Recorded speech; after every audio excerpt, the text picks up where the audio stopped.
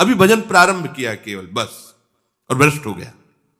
उसकी वो गति होगी जो बड़े बड़े पुण्यात्माओं की भी नहीं होती। जो भगवद आश्रय लिए हुए है, नामे भक्ता प्रणश्यति। नाश नहीं, एक बार बोला आपने राधा, एक बार जीवन में, चाहे जिस भाव से बोला, और जब आप मरोगे तो वही यमराज स्वरूप है, वही धर्मराज स्वरूप है। धर्मराज बड़ा शांत गंभीर स्वरूप, महान वैष्णव, और यमराज बड़ा ही विकराल रूप, पापियों के लिए यम है और धर्मात्माओं के लिए धर्मराज है। उनके रजिस्टर में जितना सब कुछ भरा हुआ है, एक राधा नाम बोला, राधा, अब सामर्थ्य नहीं है उनकी कि एक नाम का हिसाब कर सके, क्योंकि महान वैष्णवाचार्य हैं। वो भी 12 वैष्णवों में महाभागवत में श्री धर्मराज जी भी आते हैं। वो प्रभु के नाम की महिमा को जानते हैं। एक बार तुम्हारे जीवन में यदि नाम लिख गया है, किसने बोला था या सुना था, तो दुर्गति शब्द तो खत्म हो गया तुम्हारे जीवन का। विश्वास कर लो, ये दुर्गति शब्द नहीं रहेगा। एक नाम, बस सबसे बड़ी बात है कि इस पर विश्वास की आवश्यकता है। बिन विश्वास भगति नहीं, ते बिन द्रवहि न राम, राम कृपा बिनु सपने जीव न लह विश्राम। एक बार, कई बार सत्संग में सुनाया है कि 2 भाई थे। एक भाई धर्मात्मा और संत सेवन, साधु महात्माओं को देखते ही उनके चरणों में प्रणाम करना, आदर पूर्वक विनय पूर्वक घर लाना, उनका पाद प्रक्षालन, चरणोदक उतारना, उनकी पूजा करना, सुंदर भोग पकवान बना के उनको पवाना, आदर से विदा करना। उनका जो भाई छोटा था, शराब पीना, मांस खाना, गंदे आचरण करना और अपने भाई का भी विरोध करना, साधुओं को देखते ही गाली देना, ऐसा। दोनों की अपनी अपनी वृत्तियां। बड़े भाई को अंदर से बड़ा कष्ट होता। एक ही गर्भ से पैदा हुए, पर कैसा ये असत आचरण करता है, कब इस पर भगवान की कृपा होगी। एक दिन अयोध्या के संतों की मंडली वहां से पधार रही थी। पहले संत जन पद यात्रा ही करते थे। उसका स्वभाव था संतों की सेवा। विनय किया तो संत श्रद्धा देखते हैं, उनके आदर भाव को देखकर घर गए। जीव ही प्रसाद पाने को बैठे तो उसी समय वो शराब पी के लड़खड़ाता हुआ वहां से, क्योंकि घर तो एक ही था, वो ऊपर रहता था। पहले ही संतों से कहा, प्रभु नाराज मत होना, ये हमारा भाई पर ऐसे कुसंग को प्राप्त होकर दुष्ट स्वभाव वाला हो गया है। वो संतों को गाली देते हुए ऊपर चला गया, प्रसाद पवाया और घुटने टेक कर कहा, प्रभु क्या इसका भी उद्धार हो सकता है। तो उनमें जो मुखिया थे संतों में, उन्होंने कहा, आप चिंता मत करो, भगवान के नाम में बड़ी सामर्थ है। अभी अभी हम उपाय कर देते हैं जिससे इसकी दुर्गति नहीं होगी। संतों से कहा, तुम इनके घर से बाहर निकलो। तो शंख घंटा नाद करते हुए निकले। उसको कमरे में पता चला शंख घंटा नाद से कि संत जन गए, तो अपने भाई को गाली देने के लिए कमरे से जे ही बाहर निकला तो जो मुखिया संत थे वो खड़े ही थे। वो बाल ब्रह्मचारी उठा पटक दिया उसको, और नशे में ही था। छाती में चढ़ के बैठ के बोले, बोल राम राम, नहीं बोलेगा तो जान से मार देंगे, बोल राम राम। बोल नहीं बोलेगा, वो गर्दन था, बोल। उसने सोचा कि बोल देने से प्राण बच जाएंगे, इतना तगड़ा बाबा जी ऊपर बैठा है, ज्यादा देर बैठा रहा तो फिर तो राम राम बड़े ऐसे ही उपहास पूर्व या अश्रद्धा पूर्व राम राम। उठ के बोले, बेटा इसकी कीमत कभी मत लेना। अरे बोले, चल कीमत मत, चलो अब वो तो जानता ही नहीं ना प्रभु के नाम और प्रभु के भक्तों को। नीचे उतर के आए, उन्होंने कहा विश्वास करना मेरी बात का, अब इसकी दुर्गति नहीं हो सकती। कुछ समय बाद उसको कैंसर हुआ, शरीर में भयानक पीड़ाएं, शरीर पूरा हुआ, यमपुरी में पहुंचा। यमराज जी ने पूरा हिसाब सेकंड के कम हिस्से में देख लेते हैं।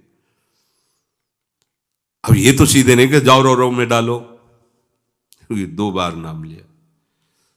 उनका भाई तुम्हारा पूरा हिसाब जो है नर्क वाला है, बस एक मंगलमय कार्य हुआ। संत के द्वारा प्रेरित होकर 2 बार तुमने राम राम कहा, बोलो तुम इसका क्या सुख चाहते हो, जो चाहोगे तुम्हें प्राप्त हो जाएगा, फिर तुम्हें ये नरक भोगना पड़ेगा जो पाप कर्म किए। संत की वाणी अमोघ होती है। उस समय भी उसकी स्मृति में आया कि बेटा इसकी कभी कीमत मत लेना। ओ, बच गए, नहीं तो पहले हिसाब अगर मिलता तो हम समझ ही नहीं पाते। पहले तो हिसाब ना, तो मुझे पता तो होना चाहिए कि इसके बदले में क्या दे सकते हैं आप, नाम के बदले में आप हमें क्या दे सकते हैं। भाई कीमत तो हमें पता हो तब हम हां बोले। हमें पता ही नहीं इसकी कीमत क्या है, इसका सुख क्या है। हाँ, पर इसकी कीमत हम तो नहीं बता सकते हैं। त्रिभुवनपति देवराज इंद्र हैं। ध्यान किया देवराज इंद्र तत्काल आए। कैसे धर्मराज जी? बोले समस्या है, ये पापी है, पूरे जीवन अत्याचार दुराचार करता रहा, संत से प्रेरित होकर 2 बार राम राम बोला। अब ये कह रहा है कि इसकी कीमत क्या है, क्योंकि इसका फल देना पड़ेगा। प्रभु के नाम का फल, ये तो हमारी सामर्थ्य नहीं कि हम इसका। सृष्टि विधाता भगवान ब्रह्मा जी, तो उनको तो बुला नहीं सकते, क्योंकि परमेष्ठी पद में इनको जाना पड़ेगा, वो बड़े पद के हैं। धर्मराज जी देवराज जी ब्रह्मलोक पहुंचे। बीच की बात की जब कहा उनसे कि जीवात्मा से चलो साथ, कहा? बोले हम लोग तो निर्णय नहीं कर पा रहे, ब्रह्मा जी करेंगे। तो बोला ऐसे थोड़ी जाएंगे, वो बहुत चतुर था। उनका पालकी लाओ, उस पर बैठ के जाएंगे। उसकी पालकी में एक तरफ देवराज इंद्र और एक तरफ धर्मराज। बोले जितने तुम्हारे भयावने दूत है ना, ये हमारे सामने भी नहीं आने चाहिए। शासन कर रहा है, 2 बार नाम सब। ब्रह्मा जी ने कहा कौन सी लीला हो रही है भाई, कौन सा महाभागवत आ रहा है इतने सम्मान से? बोले प्रभु महाभागवत नहीं, महापापी है, 2 बार ये संत के कहने से राम राम बोला है। आप पितामह हैं, संपूर्ण सृष्टि के विधाता हैं, क्या फल इसको दिया जाए? क्योंकि सारे फलों का लेखा जोखा आपके हाथ में प्रभु, इसको 2 बार राम राम कहने का क्या फल? दाढ़ी खुजलाने लगे ब्रह्मा जी की। क्या भगवान का नाम है होश में, ऐसे थोड़ी फाइनल में बोल सकते हो आप, होश में प्रमाणित। तो उन्होंने कहा देखो हम तो सृष्टि रचना और इसमें सब लगे रहते हैं, महादेव जी ध्यानस्थ रहते हैं नाम में, ओम नाम की महिमा जानते हैं, उनके पास चलते हैं। ब्रह्मा जी देवराज इंद्र धर्मराज वहां, भगवान शिव परम वैष्णवाचार्य महान आइए कैसे आगमन हुआ कैलाश में?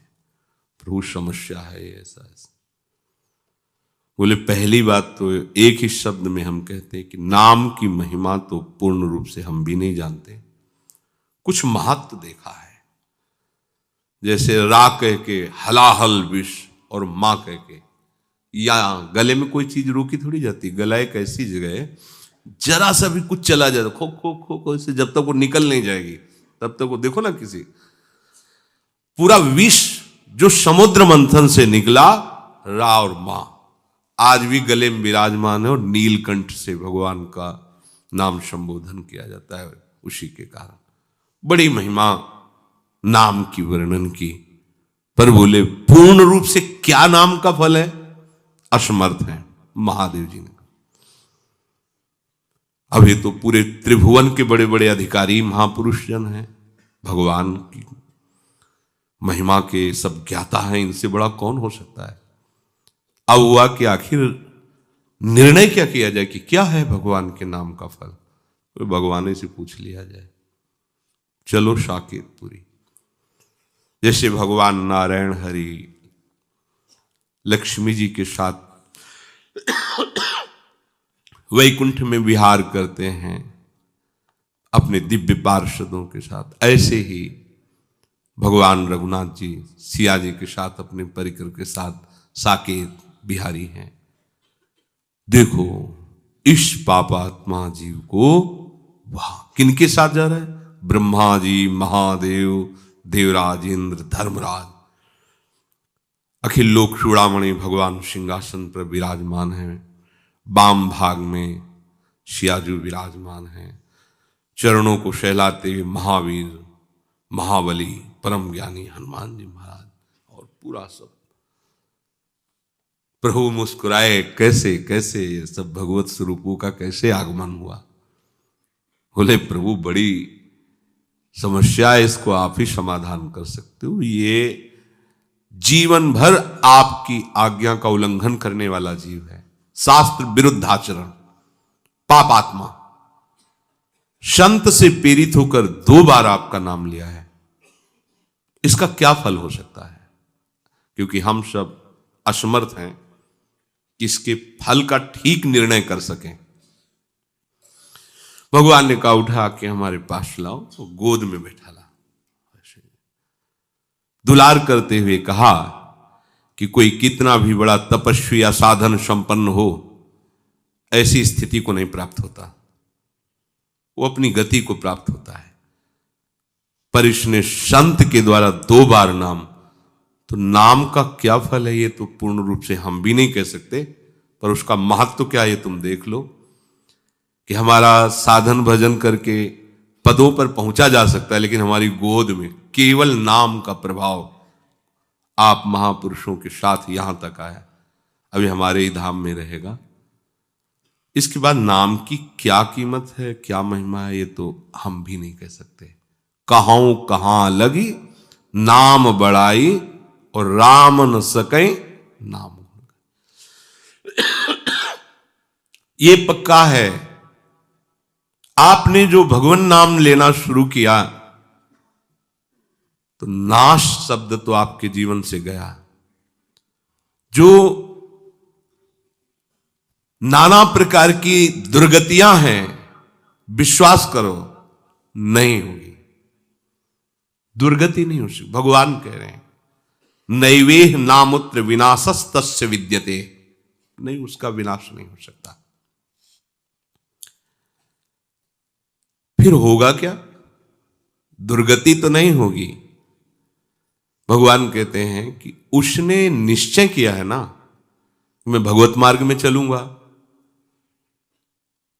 बस इस निश्चय के कारण उसका कभी भी नाश नहीं हो सकता, दुर्गति नहीं हो सकती। मैं भगवत मार्ग में चलूंगा। अब चल नहीं पा रहा, लड़खड़ा रहा है, गिर भी पड़ता है, राहत न प्रभु चित चूक किए की, करत सुरत शैबार ही की। प्रभु बाहरी बात नहीं देखते हैं, हृदय की बात को। हम चलना चाहते हैं पर चल नहीं पाते, यह हमारी असमर्थता है, पर हम पाना चाहते हैं। इस बात को प्रभु केवल जानते हैं, दूसरा नहीं। दूसरे तो सद्गुणों के महत्व को जानते हैं, उसको नजर में जच जाए तो तुम महात्मा हो, नजर से फेल हो जाए तो चाहे जितने बड़े महात्मा हो तुम। प्रभु आंतरिक विषय को देखते। ये मेरे मार्ग में चलना चाहता है, पूर्वाभ्यासवश, मेरी माया की प्रबलतावश ये आगे नहीं बढ़ पा रहा है, नाश नहीं होगा, पतन शब्द नहीं उसके जीवन में होगा। न में भक्ता प्रणश्यति। जैसे महाराज भगवान ऋषभदेव जी के पुत्र भरत जी प्रभु की प्राप्ति के लिए भारतवर्ष का राज्य का त्याग, रानी, महल, संपत्ति, सेवक, सब सुखों का त्याग किया।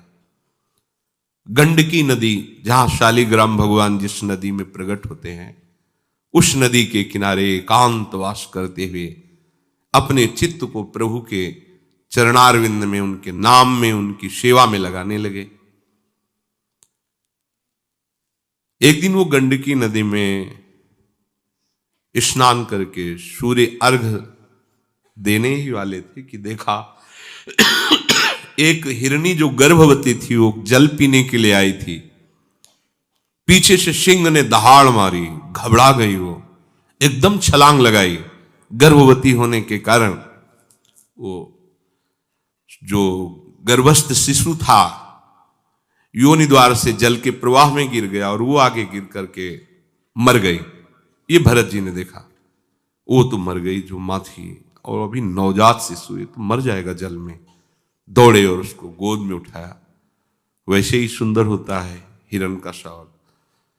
अब लाए और उसको दुलार करने लगे। 2-3 दिन में वो जैसे चलने लगा।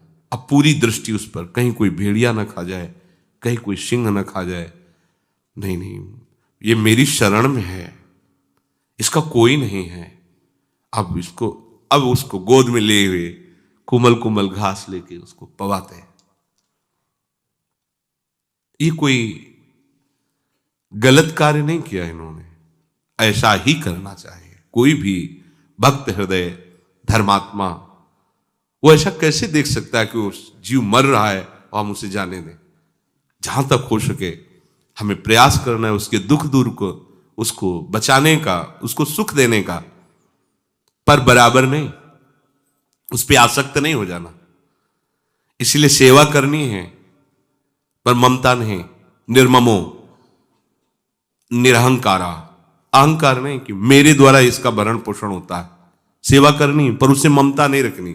ये परमार्थ के साधन की कसौटी है। सेवा करनी पर ममता नहीं रखनी, गलत हो गया यहां। सेवा की और ममता कर ली। अब वो बड़ा हो गया था, वो अपने झुंड में चला जाए जैसा, उससे निरपेक्ष होना चाहिए था। उसका जीवन क्या प्रभु जाने। 2-4-10 दिन उसको संभाल दिया और छोड़ दिया, पर ऐसा नहीं हुआ। आसक्त हो गए। अगर वो आंख मूंद के ध्यान भी करना चाहते तो हिरन ही ध्यान में आता है। ऐसे खोल के देख लेते हैं कि कहीं उसको कोई जीव खा ना जाए। कभी कभी वो ध्यान में है, छोटे छोटे सींगों से ऐसे उनको बड़ा सुख मिलता। पुत्र परिवार का जिस लक्ष्य की प्राप्ति के लिए त्याग किया, उसी लक्ष्य में ये बाधा खड़ी हो गई और वो समझ नहीं पा रहे। कभी गले में उसको ऐसे बैठाल के जैसे अपने बच्चों के साथ दुला, ऐसे वन में। अब सारा का सारा समय उसी हिरन के साथ। बड़ा वियोग वर्णन है उसमें जब वो चला गया। अंतिम समय उसी हिरन में आसक्त होते हैं। छूट गया, देखो मार्ग छूट गया, एकदम भजन छूट गया। भागवत में लिखा है जिस भजन के लिए उन्होंने सब का त्याग किया, उसी भजन का त्याग कर दिया। एक क्षण भी भजन नहीं कर रहे, बस उसी हिरन के बच्चे के साथ। अंतिम समय में उसी हिरन का ध्यान करते हुए उनका प्राण छूटा। अब क्या होना चाहिए था? दुर्गति होनी चाहिए थी। नहीं, ऐसा नहीं हुआ। जब हिरन बने तो पूर्ण ज्ञान प्रकाश में है। ओह, मेरी दुर्गति अर्थात उस उत्तम मानव देह से जो भगवत प्राप्ति की साधना कर रहे थे, उसमें विक्षेप और मैं अब हिरन के शरीर में आ गया। अब नहीं, जिस दोष के कारण हमारा ये पतन हुआ, अब नहीं। अपनी मां को छोड़ दिया, बच्चा हिरन वही गंडकी नदी के पास है। हरी घास नहीं खाते, कहीं ममता ना हो जाए। बड़े सावधान अपने शरीर को उसी गंडकी नदी में खड़े करके, जो पूर्व में मंत्र जप रहे वही मंत्र जप रहे हिरन के शरीर में, वैसी साधना प्रारंभ। क्या पतन हुआ? भगवान के आश्रित परमार्थ में चलने वाला पथिक कभी भी पतित नहीं होता। जो बड़े बड़े परमहंसों की स्थिति होती हुई हिरन की स्थिति है। गंडकी नदी में शरीर को खड़ा किए, मंत्राकार वृत्ति, हरी घास भी नहीं, सूखे तृण पत्ते खाते हैं जिससे राग ना हो जाए। शरीर छूटा, अगला जन्म ब्रह्म ऋषि के रूप में हुआ। कोई साधना नहीं करनी पड़ी, ब्रह्मबोध संपन्न महापुरुष, ज्ञान की ऊंची भूमिका में स्थित जड़ भरत के रूप में। भजन का क्रम नहीं नष्ट हुआ, साधना नहीं रुकी। ये मार्ग ऐसा नहीं 100 बार बोला है तो अब 101 बार शुरू होगा, 99 नहीं होगा। जितनी स्थिति में आप पहुंचेंगे उस स्थिति से कभी पतन नहीं हो सकता। सुरक्षित बैंक है ये भागवती, और ये आपके पास है। बताया दो नाम बोले थे, हिल गया पूरा सिस्टम ब्रह्मा का, निर्णय नहीं कर पाए। और आप अब इसमें सावधानी ये रखनी है कि हमारी बुद्धि कहीं नकारात्मक सोच में ना जाए। 2 नाम से काम चल जाएगा तो शाम के बोल देंगे राधा राधा, और दिन भर दुराचार करेंगे। ऐसा नहीं। जिस नाम की इतनी महिमा है हम उस नाम को कभी छोड़ेंगे ही नहीं। हम ऐसे मार्गों का क्यों चयन करेंगे जिसमें हमें आनंद की अनुभूति ना हो। हम लोग क्या है कि अपने मन बुद्धि को नकारात्मक सोच में ले जाते हैं, प्रतिकूल ले जाते हैं कि जब इतनी महिमा, एक बार ये पाठ कर लेंगे, एक बार ये नाम ले लेंगे और खूब खुला जो मनावे सो पापाचरण करो, क्योंकि भगवान कहते हैं आम तो आम सर्व पापेभ्यो मोक्षयिष्यामि मा शुचा, मैं तुम्हें पवित्र कर दूंगा। फिर ऐसे करने में बात तो बनेगी ही, प्रभु तो बनाएंगे ही, पर दंड मिलेगा आपको। इस उद्दंडता का आपको दंड मिलेगा।